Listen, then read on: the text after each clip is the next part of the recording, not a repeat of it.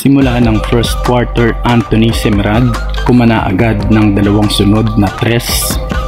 Sinundan pa yan ng floater at fall-away jumper ni Nieto. Fajardo naman sumagot ng mid-range jumper. Marcio Lassiter naman gandang salaksak sa side, iwan si Herndon. Samahan pa yan ng magandang drive ni CJ Perez. Combined 21 points na si Fajardo, Lassiter at Perez. At natapos ang first period, abante agad ng 10 ang Beermen sa score na 25-15.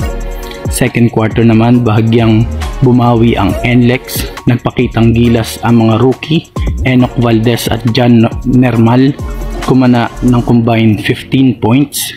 Kaya naibaba na ng NLEX ang double digit ng SMB. Bumaba na lang sa 3 ang kalamangan ng SMB.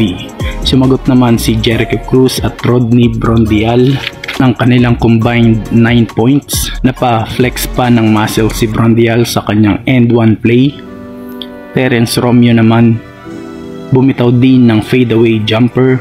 Pagpasok naman ni CJ Perez, kumana agad ng dalawang sunod na end 1 play. Pero pagkatapos niyan, natawagan naman ng flagrant foul penalty 1 si CJ Perez nang masiko ang rookie na si Enoch Valdez. At Simon Enciso naman kumana din ng dalawang sunod na tres.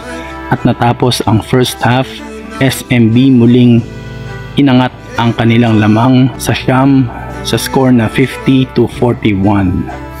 Simula naman ng third period, dito na nagsimulang maging pisikal ang laban. Junmar Fajardo naman pinabagsak lang si Miranda. Dito na nag-init ang scoring ni Fajardo, 100 shot kontra kay Miranda. Junmar walang makapigil inside the paint. Dito ay double-double na rin si Fajardo. Marcio Lassiter naman pumutok na rin sa kanyang back-to-back 3-point shots. CJ Perez naman nag-hang time moves. Inilipat pa sa kaliwa ang bola, gandang layup. Sinundan pa yan ng kanyang power drive, talsik si Baser Amer.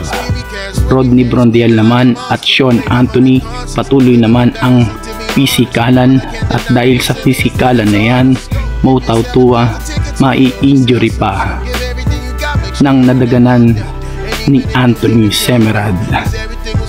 Enoch Valdez naman strong drive and 1 play, nag-flex pa ng muscle kay Chris Ross. Roger at Romeo naman nagsagutan din ng tres bago matapos ang third quarter. At natapos ang third quarter, lumamang na ng 12 ang San Miguel Beer sa score na 83-71. Fourth and final quarter naman, Junmar Fajardo naman gandang sidestep move, kinaliwa pa, iwan ang depensa ng NLEX. Junmar hindi na mapigilan sa paint. Isama mo pa ang 1 versus 4 offensive rebound at putback ni Junmar. Terence Romeo naman bumitaw din ng 5 straight points. Iniwan pa ang 3 defender ng NLEX sa kanyang half-step strong drive. Sumagot naman ng end 1 play si Robbie Herndon. Flinexan na naman ng muscle si Chris Ross. At dito, kadaran ng NLEX ay may pangsagot naman agad ang SMB. Jericho Cruz flyby move, gandang basket. CJ Perez sumalpak pa sa dulo at natapos ang laro.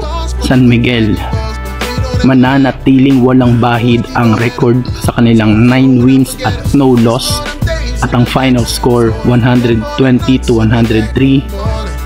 Panalo ang SMB. Ang best player of the game natin ay walang iba kundi si Junmar Fajardo na nagdala ng 20 points, 20 rebounds, double-double game. At sinigundahan naman yan ni CJ Perez na may game high 30 points. At Terence Romeo nag-ambag din ng 15 points. At Jericho Cruz kumana din ng kanyang 15 points.